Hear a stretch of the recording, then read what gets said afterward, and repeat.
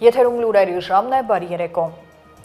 Եվ այսպես վարչապետը Բրյուսելում մասնակցել է համաշխարհային դարպասներ երկրորդ համաժողովին, որին ներկա են եղել նաև մեկ տասնյակից ավելի երկրների նախագահներ ու վարչապետներ։ Ելույթում Նիկոլ Փաշինյանը խոսել է Վաշինգտոնյան պայմանավորվածությունների ու այդ համատեքստում խաղաղության խաչմերուկ նախագծի մասին։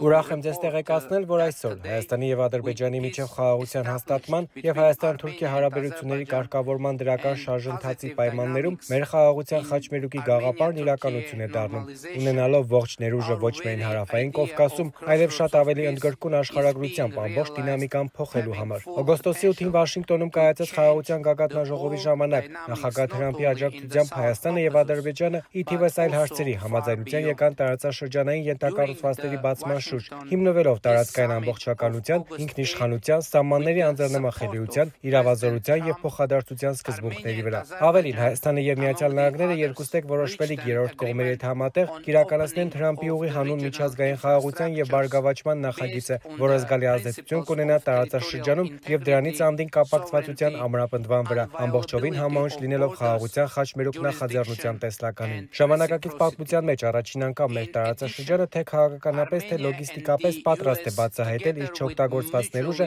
եւ ինտեգրվել Եվրոպայի, Հարավային Կովկասի եւ Կենտրոնական Ասիայի միջև ավելի ընդգրկուն անխոչնդոտ կապակցվածության մեջ։ Թրամփի ուղի հանուն միջազգային խաղաղության եւ բարգավաճման նախագիծը, որը հայտնի է նաեւ որպես TRIP ուղի, խոստումնալից ներդրումային ծրագիր է, որը համագործակցության մեծատիվ հնարավորություններ է բացում երկաթուղիներից մինչև էներգետիկա։ Հետևաբար Հարավային Կովկասում եւ Կենտրոնական Ասիայում Եվրոպական միության ներգրավվածության ավելացումը տեղի է ունենում շատ ճիշտ պահի եւ Հայաստանը պատրաստ է կամուշ կառուցել այս տարածաշրջանների միջև, խթանելով ոչ միայն ենթակառուցվածքային կապերը, այլև թվային էներգետիկ եւ կարգավորող դաշտի փոխգործակցությունը եւ կառուցակարգային համապատասխանեցումը Եվրամիության հետ։ Հայաստանի եւ Եվրամիության միջև հարաբերությունները երբեք այսքան սերտ չեն եղել։ Զարգացող այս գործընկերությունը եզակի հնարավորություններ է ստեղծում, որպեսզի Հայաստանն ավելի խոր եւ ռազմավարական մակարդակում մասնակից դառնա Եվրոպայի կապակցվածության զարգացող տեսլականին, մասնավորապես համաշխարհային դարպասներին, Սևծովյան ռազմավարությանը, միջին միջանցքին, անդրեվրոպական տրանսպորտային ցանցին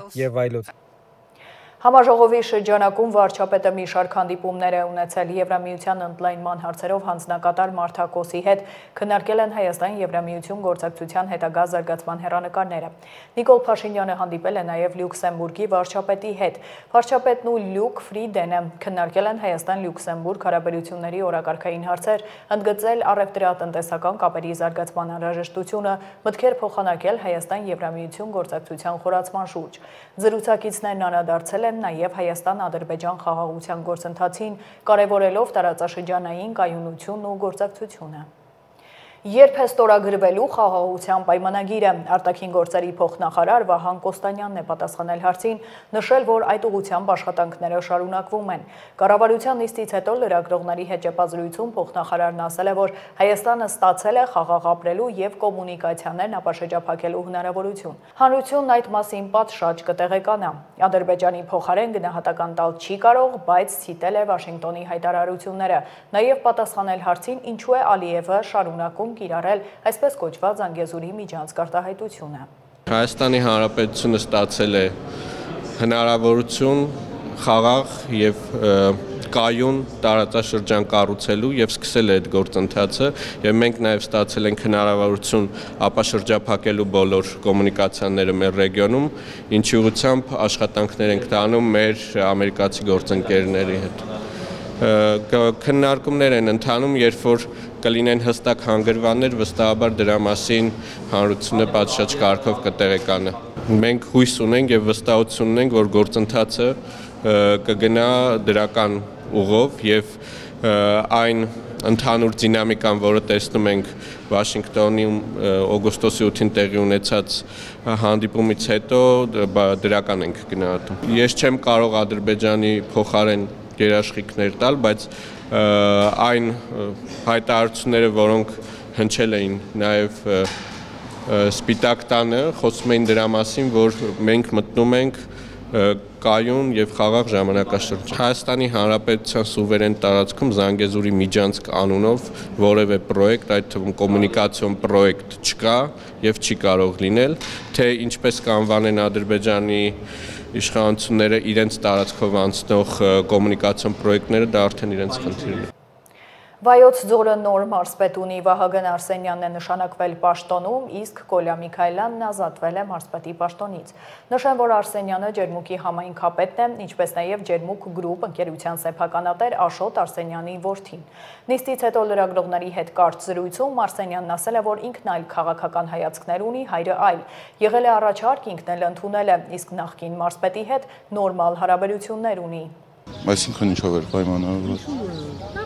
Դե առաջարկել են, ես համաձայնվել եմ։ Նախկին մարզպետի հետ էլ շատ լավ հարաբերություններ ունեն։ Նախկին մարզպետի աշխատանքը ինչով չէր գոհացնում, Ես ինչ իմանամ, ինձ եք հարցնում։ քննարկում չեղել։ Դե ես որպես համայնքապետ շատ գոհացել եմ ու շատ մտերիմ հարաբերություններ ունեմ ես մարզպետի հետ նախկին։ Որպես մարզպետ Դուք ԿՊ-ի հետ եք հիմա ճանապարհ անցնում։ Ձեր հայրը 4 տարի արդեն ԿՊ-ի հետ ճանապարհ եմ անցնում։ 4 տարի է այս համայնքի ղեկավարը։ Ձեր հայրը հանրապետականի հետ էր, հա, ճանապարհ։ Սա ինչպես է ստացվում այս քաղաքական տարբեր ուղղությունները, հաշվի առնելով որ կուսակցական ոչ մի չեմ եղել եւ ունեմ ես իմ քաղաքական հայացքները։ Որը տարբերվում է ձեր քաղաքական հայացքներից։ Մա կուսակցական եմ եղել։ Դուք կարծում եք, որ Իհարկե կիսում եմ։ Դուք կարծում եք, որ սահմանազատման հնարավոր կլինի Ջերմուկի օկուպացված տարածքներն ազատագրել։ Կարծում եմ, որ այո։ Ձեր հայրը, որ նախկինում ՀՀԿ-ական պատգամավոր էր, հիմա ԿՊ-ական, դուք այդտեղ դիսոնանս չեք տեսնում, ո՞նց է որ ձեր հայրն էլ է դիսոնում Նիկոլ Փաշինյանի։ Իհարկե։ Ինչ իմանամ ինչու, ինչ նշանակում ինչու։ Նախկինում երբ չէր կիսում։ Ֆրակցիոնի ժամանակ ինչ չէր կիսում։ Դա արդեն այնց հարցեր եք տալ, դրա համար ես բան եմ անում, էլի խնդրում եմ ձեզ։ Ամեն 5 շաբթի հանդիպելու ենք նույն տեղում։ Հենց արեք, որ ես էլ հավեսով բան անեմ, էլի։ Կառավարությունը կդրամադրի մինչև 50%-ի չափով բյուջետային երաշխիք խաղող մթերողներին աջակցելու նպատակով։ Նախագիծը նիստում ներկայացրել է էկոնոմիկայի նախարարը, նշել, որ առաջարկվում է գյուղատնտեսական հումքի մթերումների գնումների նպատակով տրամադրվող վարկերի տոկոսադրույքների սուբսիդավորման ծրագրում կատարել լրացումներ, ըստ որոնց խաղողի մթերումների գնումների նպատակով տրամադրվող վարկերի գծով տնտեսվարողների մոտ ապահովման միջոցի ոչ բավարար մակարդակի դեպքում սեպտեմբերի 1-ից մինչև դեկտեմբերի 30-ը տրամադրվում է մինչև 50%-ի չափով բյուջետային երաշխիք, բայց ոչ ավելի, քան 2024-ին արտահանված արտադրանքի արժեքը։ Նախագծով առաջարկվում է գյուղատնտեսական հումքի մթերումների գնումների նպատակով տրամադրվող վարկերի տոկոսադրույքների սուբսիդավորման ծրագրում կատարել լրացում, ըստ որի խաղողի մթերումների գնումների նպատակով տրամադրվող վարկերի գծով տնտեսվարողների մոտ ապահովման միջոցի ոչ բավարար մակարդակի դեպքում Հայաստանի Հանրապետության կառավարության կողմից 25 թվականի սեպտեմբերի 1-ից մինչև 25 թվականի դեկտեմբերի 30-ը տրամադրվում է մինչև 50%-ի չափով բյուջետային երաշխիք, բայց ոչ ավելի, քան 24 թվականին արտահանված արտադրանքի արժեքը։ Երկրորդ, հաստատել ծրագրի շրջանակում բյուջետային երաշխիքների տրամադրման կարգը, ըստ որի բյուջետային երաշխիքները տրամադրվում են առանց ապահովման լրացուցիչ միջոցների, առավելագույնը մինչև 27 ամիս մարման ժամկետով։ Շահառուի կողմից իրականացված վարկի հիմնական գումարի մարումներն առաջնային կարգով ուղղվում են բյուջետային երաշխիքներով ապահովված պարտավորությունների մարմանը։ Նախագծով սահմանված է նաև, որ խաղողի վարկեր ներգրավելու համար խաղողագործների հետ կնքվող պայմանագրերի մինչև սեպտեմբերի 1-ը սահմանված ժամկետը երկարաձգվել է մինչև նոյեմբերի 1-ը։ Նախագծի ընդունման արդյունքում ծրագրի շրջանակներում խաղողի մթերումներ իրականացնող տնտեսվարողներին լրացուցիչ վարկային միջոցներ ներգրավելու համար ապահովման միջոցի ոչ բավարար մակարդակի դեպքում կտրամադրվեն բյուջետային երաշխիքներ ու հնարավորություն կտրվի ներգրավելու լրացուցիչ վարկային միջոցներ ընթացիկ տարվա խաղողի մթերումների գործընթացն առանց խոչընդոտների ապահովելու նպատակով, ինչպես նաև հնարավոր կլինի մթերումների ընթացքում կնքել պայմանագրեր այն խաղողագործների հետ, ովքեր դեռևս մթերման պայմանագրեր չունեն։ Հարկ է նշել, որ ընթացիկ տարում արտադրված խաղողի համախառն բերքը զգալիորեն գերազանցում է նախորդ տարվա ցուցանիշը։ Խաղողի մթերումները սկսվել են օգոստոս ամսվա 3-րդ տասնօրյակից, մթերումներն իրականացվել շուրջ 50 մթերման կետերում, այսօրվա դրությամբ մթերվել է շուրջ 167,000 տոննա խաղող, նախորդ տարվա նույն օրվա 147,000 տոննայի համեմատ, այսինքն 20,000 տոննա արդեն ավել է մթերվել։ Եվ նախատեսվում է, որ պլանավորվում է, որ մինչև 200,000 տոննա այս տարի խաղող կմթերվի։ Այսքանը խնդրում ենք հաստատել։ Շնորհակալություն, պարոն Պապայան։ Կարծում եմ մեկ կարևոր պարզաբանում նույնպես պետք է Ավելացնել մենք եթե ես ճիշտ եմ հիշում, այս գործիքը արդեն 5 տարի է կիրառում ենք։ Առնվազն եւ սա մի կողմից շատ կարեւոր է, որ մեր մթերող կազմակերպությունների համար լուծում է խաղողի մթերման համար անհրաժեշտ վարկերի ներգրավման հարցը, որովհետեւ կառավարության երաշխավորությամբ բանկի համար լրացուցիչ երաշխիք է, որ այդ վարկերը կսպասարկվեն, բայց ես ուզում եմ նաեւ մենք բարձրաբանենք այն կարեւոր կողմը, որ սա մեծ չափով օգնելով այդ կազմակերպություններին այս տարիների ընթացքում իրենց բնականon գործունեությունը ծավալելու եւ գյուղացիական տնտեսությունից, ինչպես դուք եք նշում, ամբողջ ծավալով մթերումներ իրականացնելու համար, նաեւ մյուս կողմից այս վարկերը այս ամբողջ ժամանակահատվածում սպասարկվել են ամբողջ ծավալով եւ երբեւե առիթ չի եղել կամ անհրաժեշտ չի եղել, որ կառավարության կողմից նախապես հայտարարված երաշխիքները կիրառվեն։ Այսինքն չենք ունեցել այնպիսի դեպք, որ կառավարությունը ստիպված լինի իր երաշխիքների ուժով առևտրային բանկերի նկատմամբ մարել այնպիսի վարկային պարտավորություններ, որոնք ներգրավված են եղել խաղող մթերելու համար։ Այսինքն կարող ենք ասել, որ գոնե առ այսօր սա այն արդյունավետ գործիքներից մեկն է, որ մի կողմից օգնել է, որ մեր կազմակերպությունները անհրաժեշտ չափով վարկային ռեսուրսներ ներգրավելով ապահովեն խաղողի բնականon մթերումների ընթացք եւ մյուս կողմից մենք չենք ստեղծել այնպիսի ռիսկեր, որ կարող էին լրացուցիչ ֆինանսական ծախսեր կրելու առիթ դառնալ։ Մի կարևոր հավելում եւս մթերումներին աջակցող պետական միջոցները նաեւ օգնում են, որ ֆերմերները իրենց գումարները ժամանակին ստանան։ Մենք գիտենք անցյալ տարի եւս մեկ փոփոխություն էինք իրականացրել, որտեղ գյուղացիական տնտեսություն կամ ֆերմերներին վճարող գումարը պետք է կատարվեր 30 օրվա ընթացքում եւ եւս մեկ նախաձեռնություն էկոնոմիկայի նախարարության կողմից, որ ընդունվեց ազգային ժողովում, այլևս 30 օրից հետո եւս 30 օրվա գրեյս ժամանակ ունեն, բայց մի պայմանով, որ իրենք գյուղացիական տնտեսություններին որոշակի հավելավճարումներ կտան, այսինքն մենք այդ դեպքում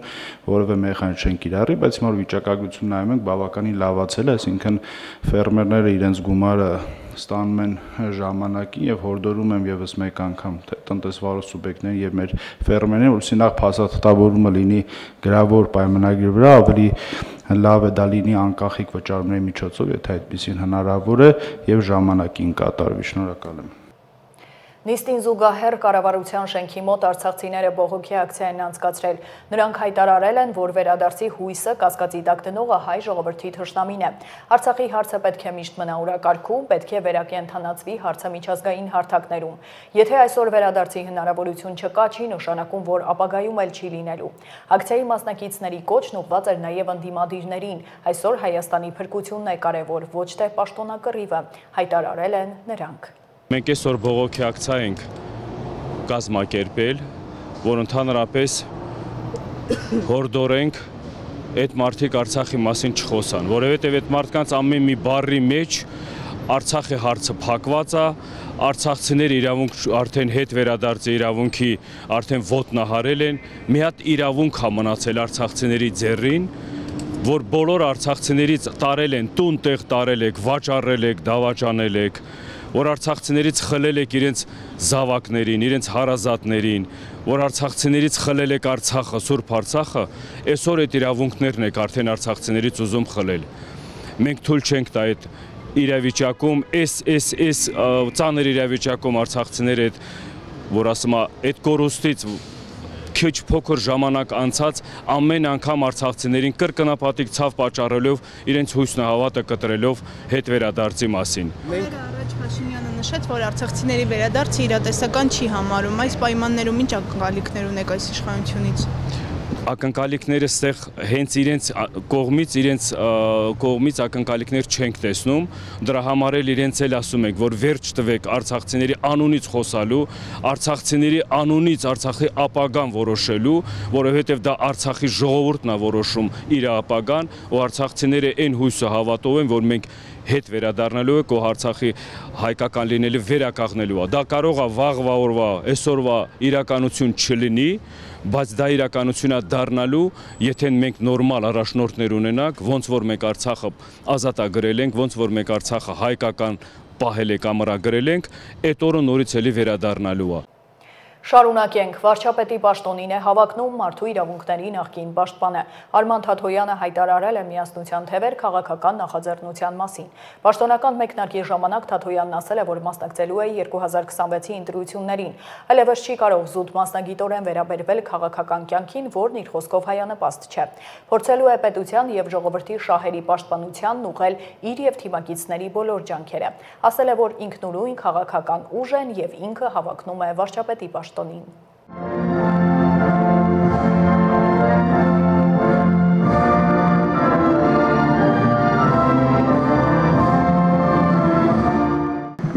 երկար ժամանակ հարցնում էին, թե ինչու քաղաքական կյանքում ավելի մեծ դերակատարում չեմ ստանձնում։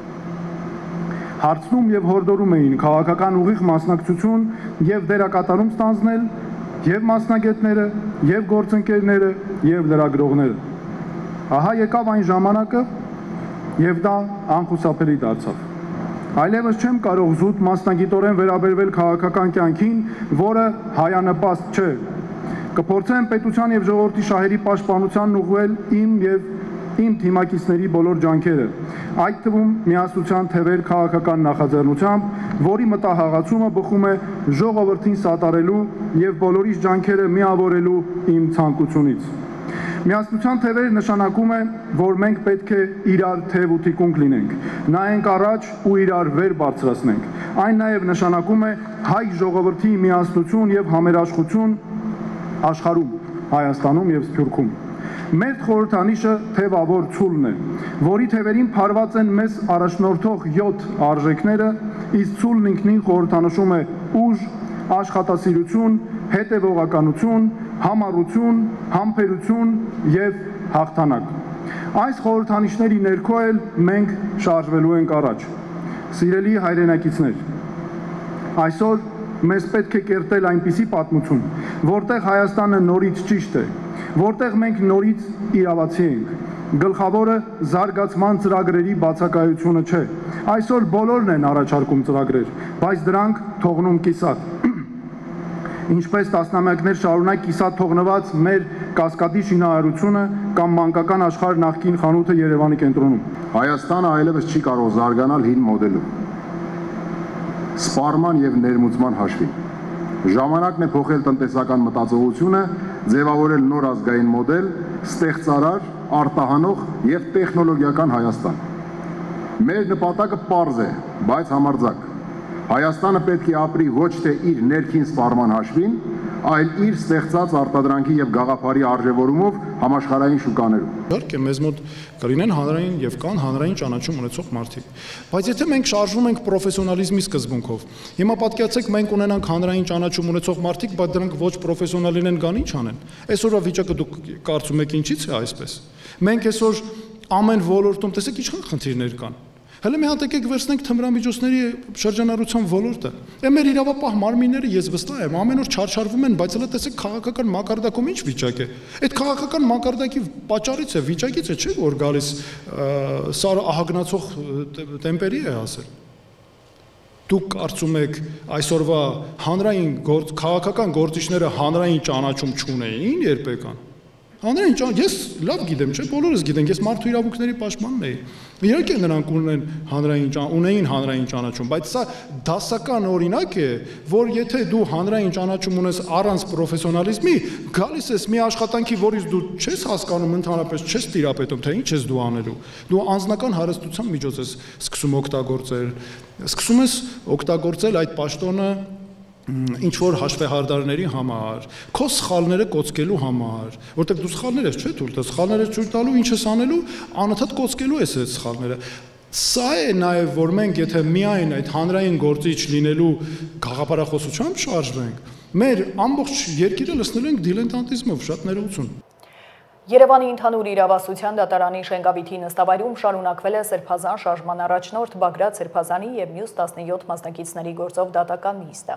Հիշեցնեմ, դատավորը երկարաձգել էր Բագրատ arczepiskopos Գալստանյանի եւ մի քանի անձանց կալանքը։ Ըստ մեղադրական եզրակացության Սրբազանին մեղադրանքի առաջադրվել այն բանի համար, որ նա շարժումն իրականացնելու մի քանի ամիսների ընթացքում չկարողանալով սահմանադրությամբ թույլ տրված եղանակներով իրագործել շարժման առջև դրված իշխանությունը ստանձնելու նպատակը 2024-ի նոյեմբերից նպատակադրվել է այն իրագործել սահմանադրությամբ չթույլատրված եղանակով և շարժման մի շարք մասնակիցների հետ նախնական համաձայնությամբ ձեռք են բերել ահաբեկչություն կատարելու և իշխանությունը զավթելու համար անհրաժեշտ միջոցներ և գործիքներ։ Նաև դիտավորությամբ ստեղծել են այլ պայմաններ, այդ կերպ կատարելով իշխանությունը յուրացնելու նախապատրաստություն։ Ակնհայտ է, որ եւ հանրային մեղադրյալները եւ մեղադրողները եւ դատավորը իրականացնում են վերևից եկած, իսկ ավելի կոնկրետ Հայաստանի Հանրապետության հենց կոնկրետ վարչապետի հրահանգը։ Գիտեք, բնական է, որ որևէ մեկը իրեն լավ զգալ չի կարող այն վայրում, որտեղ գտնվում է, առավել եւս, երբ որ ինքը չգիտի ինչ հանցանք է գործել, հա, որովհետեւ իրականում որևէ հանցանք չկա, ինչ որ հիմա փորձում են այսպես ցույց տալ կամ ձևակերպել։ Ես կարող եմ վստահաբար ասել, որ իմ գործընկերոջ Դավիթի Գալստյան հոգեվիճակը լրիվ կայուն, որևէ խնդիր ինքը այդ առումով չունի, նույնիսկ դուք տեսնում եք դատավարությունների ընթացքում ինքը ժպտում է անընդհատ, գլուխը բարձր հպարտ, որովհետև մարդ ով գիտի, որ իր պայքարը, իր այսօրվա տառապանքները նաև հանուն հայրենիքի են, եւ դա նույնիսկ չգիտեմ չափելի չի այն ինչ որ տեղի է ունեցել պատերազմի ժամանակ, այն ինչ որ տեղի է ունեցել հայրենիքի համար պայքարի ժամանակ։ Ֆիզիկական, այսպես առողջական վիճակը փառք Աստծո նորմալ է պարոն Գալստյանի, բոլոր առումներով սա եւս պայքար է եւ պատերազմ է, որի մեջ հիմա ինքը գտնվում է։ Մշակույթի նախկին նախարար Հասմիկ Պողոսյանից հօգուտ Հայաստանի Հանրապետության կբռնականցվի 25 միլիոն 252 հազար դրամ որպես պետությանը պատճառված վնաս։ Հակակոռուպցիոն դատարանը բավարարել է գլխավոր դատախազության հայցն ընդդեմ Պողոսյանի։ Ըստ գործի փաստական հանգամանքների վնասը պատճառվել է Պողոսյանի եւ Գուգարք ընկերության միջև Քոբայրավանք վանական համալիրում վերականգնման աշխատանքներ իրականացնելու համար հուշարձանների վերականգնում ծրագրով 2007 եւ 2008 թվականին կնքված պայմանագրերի ոչ պատշաճ կատարման հետևանքով։ Այժմ առաջարկում եմ ծանոթանալ աշխարհում կատարվող իրադարձություններին։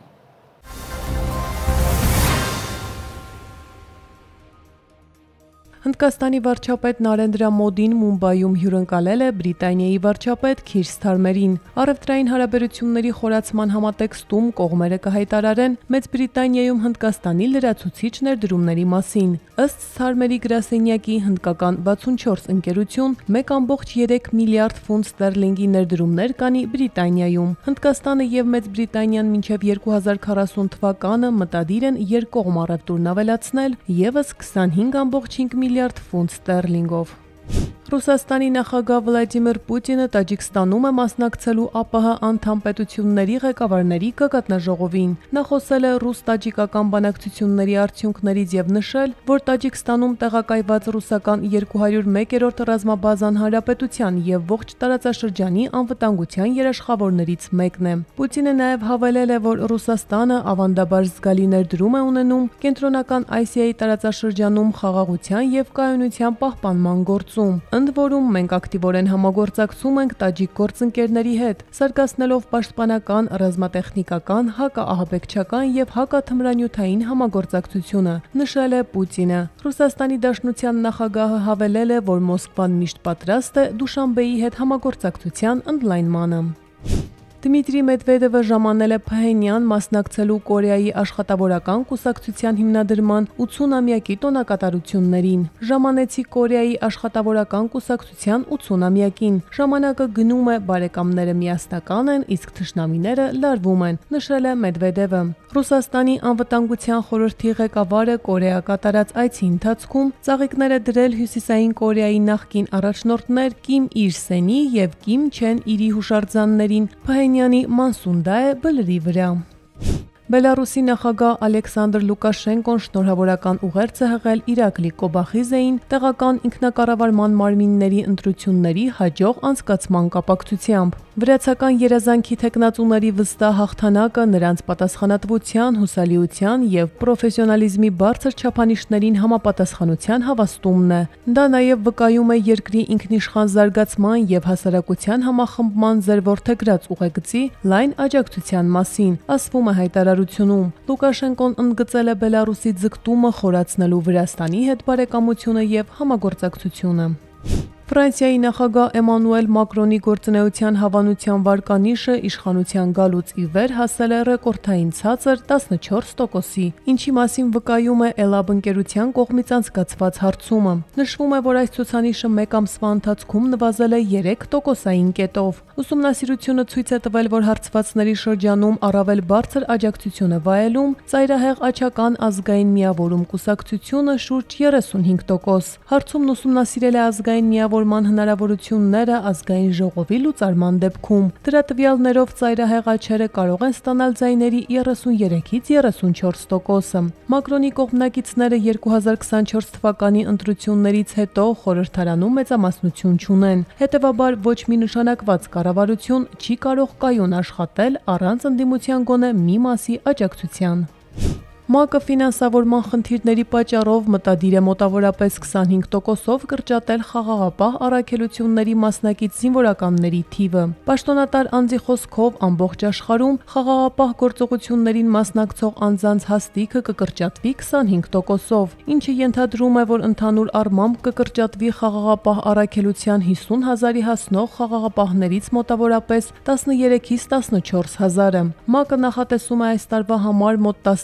15%-ով կրճատել խաղաղապահ ուժերի բյուջեն։ ՄԱԿ-ը խաղաղապահ առաքելությունները իրականացնում Կոնգոյում, Կենտրոնական Աֆրիկյան Հանրապետությունում, Հարավային Սուդանում, Լիբանանում, Կիպրոսում եւ Կոսովոյում։ ՄԱԿ-ը բյուջեի դեֆիցիտի խնդիր ունի մի շարք երկրների, այդ թվում ԱՄՆ-ի ամենամեծ դոնորի կողմից վճարումներ չկատարելու պատճառով։ 2 տարի շարունակվող պատերազմի եւ սննդի սուր պակասի հետևանքով Գազայում 5 տարեկանից ցածր ավելի քան 54,600 երեխա տառապում են սուր թերսնուցումից, իսկ նրանցից ավելի քան 12,800-ը ծանր վիճակում են գտնվում։ Օգոստոսի սկզբի տվյալներով Գազայում 6 ամսեկանից մինչև 5 տարեկան երեխաների շուրջ 16%-ը տառապում է կյանքի համար սպառնալիք համարվող թերսնուցումից, իսկ նրանցից 4%-ը շատ ծանր թերսնուցումից։ Հետազոտական տվյալները հավաքագրվել են 2024 թվականի հունվարից մինչև 2025 թվականի օգոստոսն ընկած ժամանակահատվածում Գազայի տասնյակ բուժհաստատություններում եւ առողջապահական կենտրոններում գտնվող շուրջ 220,000 երեխաների ուսումնասիրման արդյունքում։ Արմինե Գևորգյան, Update լրատվական։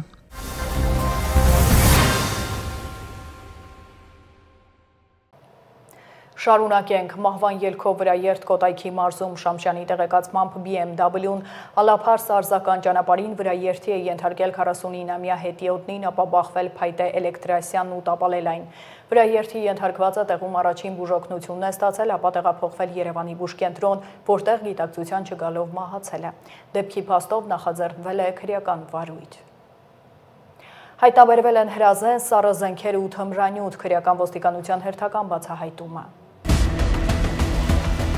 Քրեական ոստիկանության ծանր հանցագործությունների դեմ պայքարի վարչության քրեական միջավայրի հակազդման բաժնում ստացվել էր օպերատիվ տեղեկություն, որ 32-ամյա մի տղամարդ եւ իր ընկերները Երևանի տարածքում շրջում են մի քանի մեքենայով, նաեւ ապօրինի պահում ու կրում են հրազեն, սառը զենք եւ թմրամիջոց։ Տեղեկությունն իրացվեց հոկտեմբերի 3-ին քրեական ոստիկանության Երևան քաղաքի վարչության ծառայողների հետ։ Ժամը 18-ին Գարեգին Նժդեի եւ Մայիսի 9-ի փողոցների խաչմերուկում հայտնաբերվեցին 32-ամյա տղամարդն ու նրա ընկերները իրենց վարաշ 4 ավտոմեքենաներով։ Մի քանիսը փորձեցին դիմել փախուստի, ինչը կանխվեց։ 10 անց ձերբակալվեց եւ Mercedes, BMW ու 2 Porsche մակնիշի ավտոմեքենաներով հանդերձ տեղափոխվեց քրեական ոստիկանության գլխավոր վարչություն։ Ձերբակալվածներից մեկի 36-ամյա տղամարդու խուզարկությամբ հայտնաբերվեց 7 փամփուշտով լիցքավորված մարտական ատրճանակ, մեկ այլ 36-ամյա տղամարդու մոտ կար գաղտնի փականով դանակ, նման մի դանակ եւ կոկաինով 2 փաթեթ էլ հայտնաբերվեց 41-ամյա տղամարդու խուզարկությամբ։ Ավտոմեքենաները տեղափոխվեցին պահպանվող հատուկ տարածք ու կնիքվեցին։ Շենգավիթ վարչական շրջանի քննչական բաժնում նախաձեռնվել է քրեական վարույթ։ 41-ամյա տղամարդու նկատմամբ խափանման միջոց է ընտրվել կալանքը։ Նա տեղափոխվել է քրեակատարողական հիմնարկ։ Հանգամանքները նախաքննությամբ պարզվում են։